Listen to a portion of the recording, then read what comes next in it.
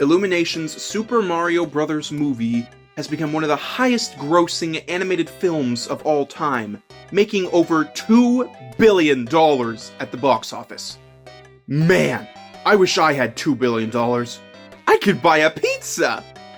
Guys, I'm really sorry that this is over 4 months late. I've been really busy.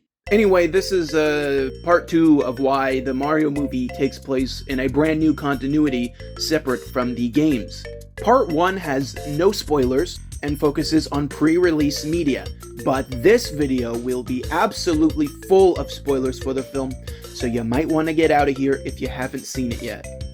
This video is much more casual than the first one, because I thought that would be nice. We don't have footage from the film to show, so instead there will be fun doodles to act as the backdrops instead. Also, Seán's back. That's right, everybody, I'm back for vengeance. And just to clarify some stuff really quick, a lot of people have been telling me that it's obvious that the film has a different canon, and yeah, for many of us it is pretty obvious, but these videos are just to explain some more specific reasons that they're different, and I've also been getting a lot of comments saying that it's obviously canon, so plus it's just fun to talk about Mario! Woohoo! We'll start by talking about the stuff that we got wrong in the first video. The rest of the video will quickly go through the film's plot, roughly in chronological order. We'll be bringing up contradictions as we come across them, and we'll have occasional tangents to talk about more specific topics. Feel free to skip around the video using the chapters. Like in part 1, we'll be referring to the game continuity as the Gameverse, and the film continuity as the Movieverse. Let's get started, yo! Correction 1! In our video, we claimed that the setting of the Mario Bros. Arcade game was merely inspired by New York. Not literally there, but in this article, Miyamoto states originally, New York was the setting. Miyamoto goes on to note that the original Donkey Kong arcade game probably took place in New York as well. However, as we showed in the first video, Mario's New York origins were retconned a long time ago. Super Mario Odyssey is especially notable for showing that the Donkey Kong arcade game happened in New Donk City, which directly contradicts Miyamoto's claim here. So while yes, Mario was originally intended to be from New York, the games still show us a different story. Just for fun, here's a handful of Mario games that wouldn't be canon if he was from New York. Correction 2.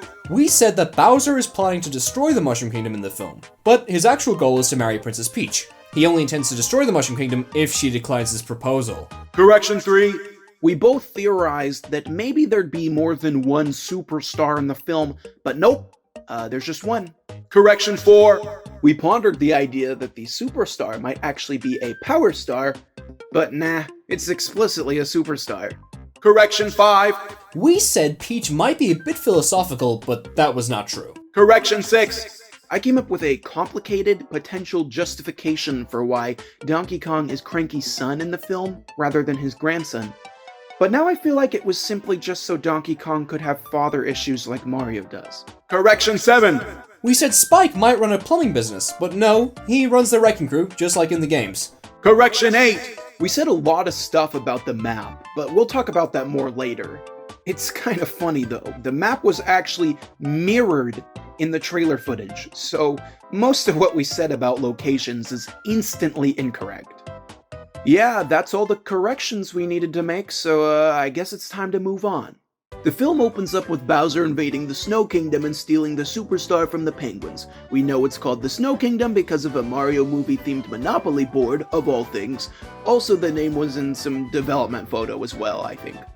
The Snow Kingdom doesn't look anything like it did in Odyssey, but hey, it's a pretty big landmass, so maybe there's just a big ice penguin castle somewhere? But the movie's map makes it seem like the Ice Palace is all that's there, so. Anyway, Bowser gets the star, we cut to Brooklyn, New York, inside a pizzeria. Pizza. There are framed photos of Punch-Out characters, which implies that Punch-Out is canon in the Mario Movieverse. In the games, it's a bit confusing.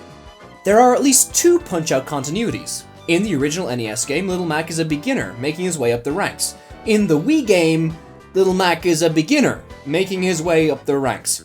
We could go on about this for a little while, but it's really not that important. If any version of Punch-Out is canon to the Mario Gameverse, it's likely yet another continuity exclusive to it. So Mario and Luigi are in the pizzeria marveling over their plumbing commercial, and then the events of Donkey Kong Arcade are immediately contradicted by this Jumpman arcade cabinet. The scenario depicted on the cabinet is the exact same as Donkey Kong, but with different characters, and notably a Yeti instead of Donkey Kong. In the background of this scene, you can see a news headline on the TV that says Mayor Pauline re-elected in landslide victory. This means Pauline is indeed the mayor of New York, and has been for quite a while. This conflicts with the games, however, as she should be the mayor of New Donk City instead. And she probably wasn't mayor by this point in the games anyway. Then Spike appears, confirming that the bros used to work for him at the Wrecking Crew. I doubt the circumstances were the same as the game event, but yeah, a Wrecking Crew exists. Also, just as a side note, I love Spike's design here. It's not perfect, but it's a wonderful adaptation for the film. I can't stop thinking about Spike. It's a me! So then Mario and Luigi go to a plumbing job, it doesn't go well, blah blah. Mario has dinner with his family who we've never seen before. Aaron Horvath, a director of the film, stated that the family member designs were actually based on old concept sketches provided by Nintendo. Mario's dad had minimal changes, but they said they changed quite a bit on the other characters. Perhaps these changes were made to make them fit the image of an Italian family from Brooklyn. Mario's family disapproves of their plumbing venture, and Mario gets sad, but then they decide to save Brooklyn from a flood. They fail though, and get sucked into a warp pipe. Mario ends up in the Mushroom Kingdom, and Luigi in the Darklands. Mario meets Toad, who takes him to see Princess Peach. Peach tells the Mushroom Council that she's gonna go recruit the Kong Army to help stop Bowser, and then she meets Mario. Peach trains Mario, meanwhile Luigi has been captured or something, I don't know. Oh, actually, let's talk about Mario's character, since it's pretty consistent throughout the film. Mario! Mario's character is pretty spot on with the games, like it's really close. Here we go! Like we said in the first video, he seems to be a bit more smug than his Gameverse counterpart, but everything else is good. He's positive, he'll do anything for Luigi, and every time he gets knocked down, he gets right back up again. But there is one thing that needs to be addressed. Mario hates mushrooms? What? Mushrooms? Mario loves mushrooms! Even as a baby, he ate mushrooms, and babies are picky eaters. In the movie, Mario gets to the Mushroom Kingdom and sees all the mushrooms, and he's like, now that is a cruel twist of fate. No, it's not, Mario! You're supposed to love mushrooms! But yeah, otherwise he was great.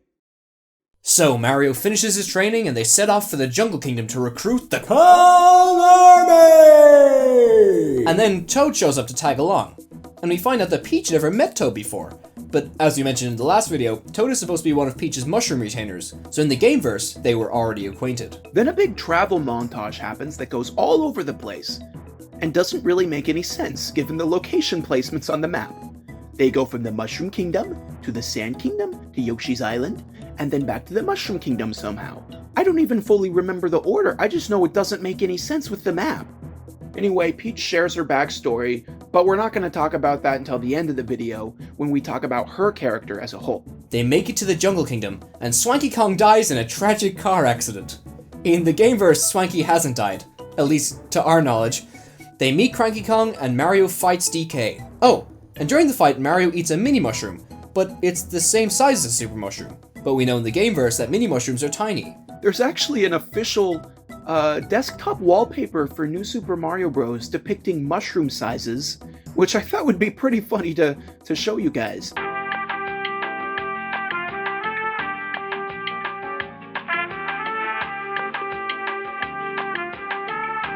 So Mario gets hit while he's Mini, which returns him to normal size. In the Gameverse, if Mini Mario gets hit, he gets knocked out. But I don't think it's that big of a deal since you become Small Mario afterward, like you would in any other instance of losing a life in those games.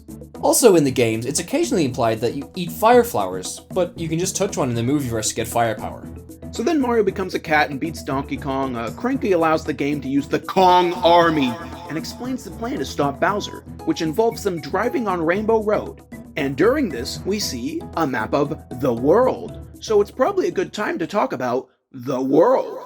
Cranky's world map is very small, just like the one in Peach's Castle, which means, yeah, this is very likely a map of the entire world, and not just relevant kingdoms with stars or whatever like we theorized. And like we said before, it was mirrored in the trailer, so let's compare it to Odyssey's map again. Yoshi's Island is likely near Cascade Kingdom, so it should be northeast, not west. Sand Kingdom should just be further north. The Snow Kingdom and Jungle Kingdom are fine, I guess. But obviously the distances between kingdoms are vastly different in Odyssey. We forgot to mention this in the first video, but if the Dark Lands are supposed to be Dark Land from Super Mario Bros. 3, the landmass should be quite close to the Mushroom Kingdom. Also, the Rainbow Road in the film is not one we have ever seen before. We've seen many different Rainbow Roads, so that part is fine. This Rainbow Road is closer to the ground than any we've seen before though. Like, it's an actual road that goes from the Jungle Kingdom to the Mushroom Kingdom. Actually, I wonder why it even exists. Why would the Kongs ever need to get to the Mushroom Kingdom in secret like that? Oh yeah, the Kong Army! There's no Kong Army in the games. That's it. Oh, I kind of forgot about Bowser. Let's catch up with him. So he's planning on marrying Peach. He sings a song, he gets jealous of Mario, he sentences Luigi to cage, and he sends Koopa Troopas to ambush Mario on Rainbow Road. The Rainbow Road scene gives us a bit of insight into how the carts work in the Movieverse. Carts in the Gameverse activate their anti-gravity after driving over a blue strip, but in the film it activates automatically. But it can also be manually turned on and off, with like a button or something. Same applies with gliding. Now, it's possible those features can be manually activated in the Gameverse outside of races, so this isn't necessarily a contradiction, but it felt worth pointing out.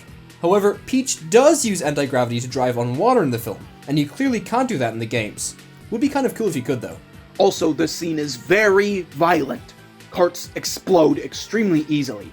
Imagine playing Mario Kart and you crash into another driver and freaking explode and die. Rainbow Road itself is obliterated when hit by the blue-shelled Koopa Paratroopa, so I don't think this iteration of Rainbow Road is up to code. Speaking of the blue-shelled Paratroopa, he shouts out, "Blue Shell!" But it's actually a spiny shell. The spiny shells were not in the original Super Mario Kart. Furthermore, it didn't have wings until Mario Kart Double Dash. The wings themselves have actually been gone since Mario Kart 7, by the way. The shells are empty in Mario Kart as well. If only he knew that he could have just taken off his shell, he may still be with us today. Rest in peace. To go off on a little Gameverse lore tangent, Koopa shells are actually not part of a Koopa's body. They're basically treated as clothing. Bowser can buy and switch shells in Mario & Luigi Bowser's Inside Story. Junior Troopa from Paper Mario on the Nintendo 64 is born without a shell. There are also some non-Koopas that wear shells, like conch doors and classic Rocky wrenches, and of course, Koopa shells are treated as disposable in Mario Kart. So anyway, Rainbow Road breaks and Mario and Luigi die, but they live.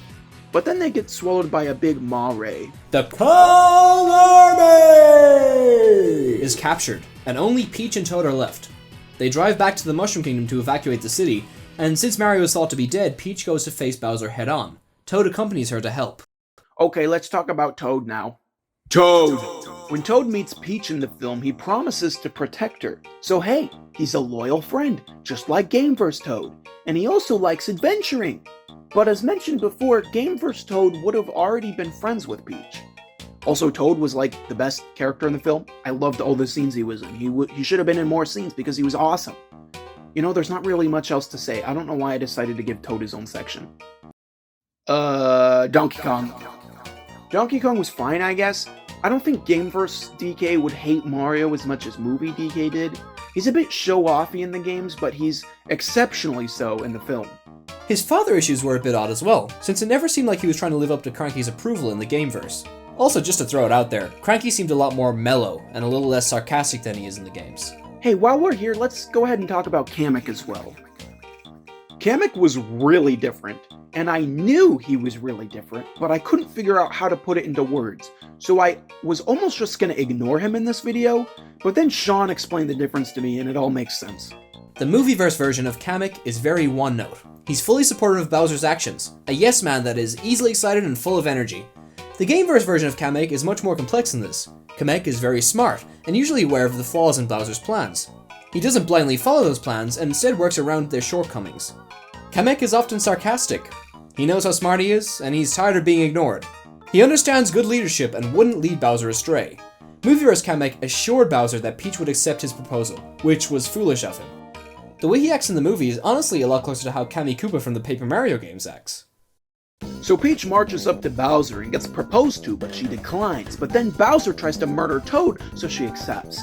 Then there's this big wedding scene, and King Boo appears here, and he's extremely ugly. And that's actually a big contradiction, I have just decided.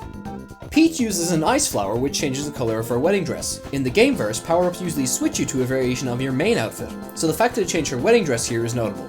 Okay, I think it's finally time to talk about everyone's favorite character in the film, King Babam. He doesn't have a fuse in the games. Okay, now it's Bowser time. The extent at which Bowser differs from his game counterpart is honestly hilarious. So first off, Bowser sings a little song in the film. He plays the piano wonderfully and sings his heart out. But if you've played Dance Dance Revolution Mario Mix, you'd know that Bowser is tone deaf. And when this was brought to my attention, I was like, oh, that's probably just a throwaway joke line, I don't think that's worth mentioning. But no, it's literally his character's motivation in the game. He steals the music keys in hopes that they will help him cure his tone deafness. So yeah, I kinda doubt he's the great pianist and singer that we see in the film. It does seem like maybe Mario cures his tone deafness at the end of the game, but he wouldn't have been able to sing at this point in the movieverse, so. But anyway, as his song showed, he has a massive crush on Peach and wants to marry her. In the gameverse, there wasn't any indication that Bowser liked Peach until Super Mario RPG. In previous games, he seemed to capture her just so he could rule the Mushroom Kingdom, but here in the movieverse, Bowser adores Peach before they've even met each other. The way Game Bowser loves Peach is also a little bit different. Game Bowser wouldn't worry about whether Peach likes him or not. In fact, he'd be confident that she does like him. And he wouldn't bribe her into marrying him using violence. Movieverse Bowser hates Mario because he's worried that Peach likes him instead. But in the games, he mainly hates Mario simply because Mario always stops his plans. I mentioned in part 1 how Bowser seemed a bit cruel. I didn't go into it further because I didn't really have any proof, but man, I was spot on! Bowser is ruthless in the film. A Koopa Troopa questions what would happen if Peach denies his proposal. Yeah, let's burn his skin off. I feel like Gameverse Bowser would have responded saying something like, "What are you, an idiot? There's no way she'd say no." Bowser would totally be willing to torch one of his minions. We've seen it before, but it wouldn't be in a situation like this, and I don't think he'd literally burn their skin off. He also smashes Kamek's fingers on the piano, just because, I guess? Kamek raised Bowser, at least in the gameverse, and while yeah, he's not averse to hurting his minions, it just feels out of character for him to do this. And of course, there's the fact he was going to sacrifice and kill like 100 civilians, including some of his own minions. Like, what? It's comically dark. Gameverse Bowser does not kill. He'll throw people in the dungeon, even turn them into stone on occasion, but he would never drop them into lava and kill them. And he was doing it to impress Peach? I'm pretty sure Game Bowser would know that that would not impress her. And surely Gameverse Kamek wouldn't humor an idea this extreme. So, to really drive the point home, let's look at Super Mario Odyssey. Bowser wants to marry Peach, just like in the film, but let's look at the wedding scene. Bowser isn't immediately going crazy from Peach rejecting him, he's just trying to get it on with and make it happen. And wait, are those random civilians? Yeah, Bowser kidnapped a bunch of people to attend his wedding. Notice how they're not in cages or anything though, and how they're not being ritualistically sacrificed. It's very out of character for Movieverse Bowser to be willing to kill. This different version of the character works for the movie, and it was quite entertaining too, but it's very, very different from his portrayal in the gameverse. Oh yeah, Mario and Donkey Kong are alive. They escape the Mare and beat up some minions and go to help Peach. Mario saves Luigi, but Bowser releases the Bomber Bill to destroy the Mushroom Kingdom. These used to be called Bonsai Bills, but it seems their name has been changed. We saw hints of this a while before the film actually, with the Mario Portal website calling them Bomber Bills, as well as a LEGO Mario set calling them Boomer Bills before that. Mario sends the bomber Bill into the warp dimension where it explodes. Then Mario gets sucked into Brooklyn, where Bowser follows to kill him. Mario gets beat up, Luigi protects Mario, and they use the Superstar to defeat him. The Superstar here not only makes the bros invincible, but it gives them the ability to jump up super high, high up in the sky. There's no power like this granted in the games. We mentioned this in the first video, but superstars are absolutely abundant in many Mario games, and personally, I think this is one of the biggest reasons that the film is clearly within its own continuity. Oh, and since Luigi's here, let's talk about him.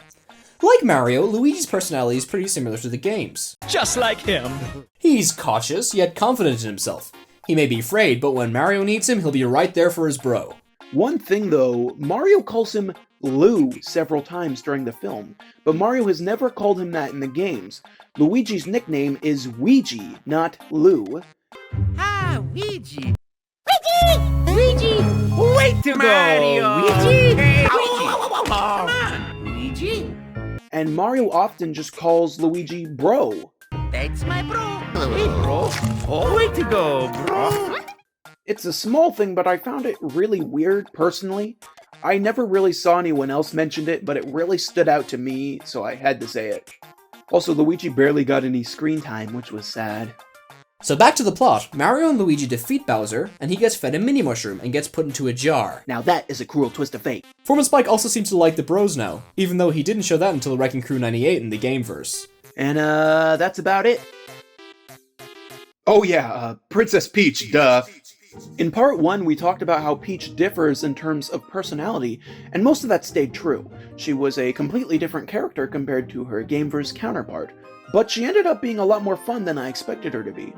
Of course, the really important thing to mention here is her backstory, which is vastly different from the games, to the point that her backstory alone makes it abundantly clear, without a shadow of a doubt, that this is a fully separate continuity. Movieverse Peach is the only human that we know of on the entire planet. She stumbled into a warp pipe as a baby and landed in the Mushroom Kingdom. This means that she's from another world, most likely the real world, like Mario is. She was raised by toads and wasn't crowned the princess until she was an adult. Of course, this is contradictory to many games. First off, there's loads of humans on the planet. There's Mario and Luigi, their parents, Daisy, Professor Egad, Wario, Waluigi, Pauline, all the new Donkers, Captain Syrup, Wario's friends from Diamond City, Rosalina, and many more. And Princess Peach was obviously already a princess when she was a baby, as we can see in Yoshi's Island DS, Partners in Time, and many other spin-off titles. Going back to Rosalina, her storybook in Super Mario Galaxy implies that she was once a princess in the Mushroom Kingdom royal family, centuries in the past. So the Mushroom Kingdom has had human rulers for a long time. Peach is definitely not the first. Peach was raised by toads in the games, but it wasn't because she stumbled into the kingdom, potentially rather because her parents had died when she was young. Also, Peach already wore a princessy dress as a kid, but in the movieverse she was shown to wear toad clothing until she became princess. Oh, and fun fact, in the Nintendo Dream article we mentioned earlier, Miyamoto said that this backstory for Peach was an invention of the screen's film writer Matthew Fogel. Miyamoto was, actually I don't know what else to say, that just felt worth mentioning. Okay, now that we've talked about Peach, we can talk about the ending of the film. Mario and Luigi move to the Mushroom Kingdom and continue their plumbing jobs there, and the post-credits scene shows Yoshi hatching out of an egg. If this is supposed to be the main Yoshi, this contradicts the games, where the main Yoshi was implied to be born at the end of Yoshi's Island DS, while Mario was still a baby. And of course, he didn't hatch in the Brooklyn sewers. And I guess one last final thing. People on Discord were pestering me to include the point that on Rainbow Road, Peach indicates that all turtles are evil. First of all, Koopa Troopas are not turtles, but rather turtle-like creatures, and in the Gameverse there are obviously a lot of friendly Koopa Troopas, such as Koopa the Quick, the free-running Koopas and trace-walking Koopas from Mario Odyssey, the ones from Koopa Village in Paper Mario, etc, etc. And who can forget everyone's favorite, Cuzzle, the hip puzzle Koopa from Bowser's Inside Story. Anyway, I didn't think that line was that big of a deal, but they really wanted me to talk about it, so there you go. I like Cuzzle. Well, that's all the notable stuff. When I saw the film, I was floored by how much was different from the games. Like, Peach's backstory especially made it so clear. Anyway, I really like the film. I don't have much to say, but I can't stop thinking about it. And the main theme has been stuck in my head for weeks. I couldn't help but love the movie. It was the first Illumination movie that I actually enjoyed. There were some odd decisions in terms of story, world building, designs, casting, pacing, but overall a fun time when you remove it from the context of the source material. Hey Seán, why don't you tell the viewers where they can find you? You can find me on my YouTube channel and on Project Marioverse. And a big thank you to the dude over here for having me on the show. It was a bit difficult to try to fit Seán into this video due to the casual nature of the script. But the contract we signed said that he had to be here, so I had to find a way to squeeze him in. There was no contract. You literally asked me if I wanted to be in the video. What are you talking about? I think I managed to get it to. Special thanks to all the people listed on screen right now that helped me out by listing all the differences they noticed while watching the film. Some of them helped look over the script as well, and I'm thankful to you all. And look, there's Seán. Want to say something to end the video? Thanks for watching, and I'll see you guys later. There actually is one more correction I have to make. I told a terrible lie in the last video. In the lightning round, I said that we've only ever seen Bramballs in the jungle, but this isn't true. In Mario Golf Super Rush, we can see them within the Shelltop Sanctuary course, which is clearly not within a jungle. I noticed this while I was writing the script for the first video, yet I ignored it and made my jungle joke anyway. I don't know why I did, but it was inexcusable, and I just wanted to apologize for lying to you all. I'm a disgrace to the entire Bramball Nation. I know I don't deserve it, but I hope you can all forgive me for this terrible mistake. Oh, pepperoni sausage and a pineapple too. 1,000 custom topics couldn't keep me from you. Pizza till the end of time. You'll be so fine. Oh, pizza, pizza, pizza, pizza, pizza, pizza, pizza, pizza, pizza, pizza. I love you. Oh, pizza, pizza, pizza. Oh gosh.